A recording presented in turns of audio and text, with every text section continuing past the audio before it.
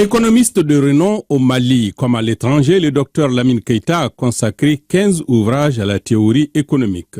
Pour ce chercheur chevronné qui a enseigné entre Bamako et Paris, la liberté d'un peuple commence par un principe fondamental, la souveraineté. La souveraineté économique, d'abord c'est la capacité d'un État à satisfaire le bien-être de ses citoyens en dépendant de moins en moins des acteurs étrangers.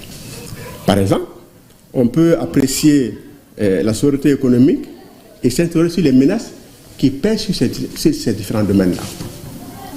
Depuis la transition, le Mali affirme sa souveraineté politique dans la prise en compte des intérêts des Maliens, dans tout programme ou projet de développement et dans le choix de ses partenaires.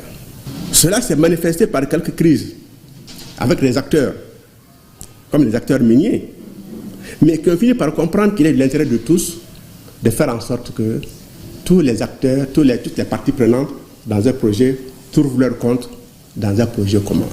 Au plan économique, je dirais que la brouille heureuse avec la France a permis dans les faits de disposer de la totalité de nos devises pour faire face à nos problèmes de développement.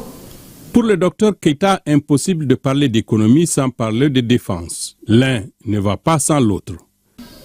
L'économie, le problème d'un ordre social qui est soutenu par un ordre militaire armé.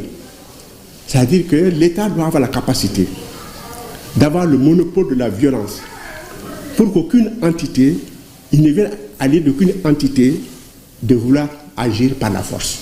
Et cette maîtrise de la sécurité, de la souveraineté militaire, là, c'est une exigence. On dirait que c'est le sous-bassement. Si les bases sont posées, le Mali dispose déjà d'atouts majeurs, un constat partagé par le professeur Salia Traoré, acteur clé de la politique universitaire et fin connaisseur des rouages économiques. Il voit dans les orientations actuelles une trajectoire claire.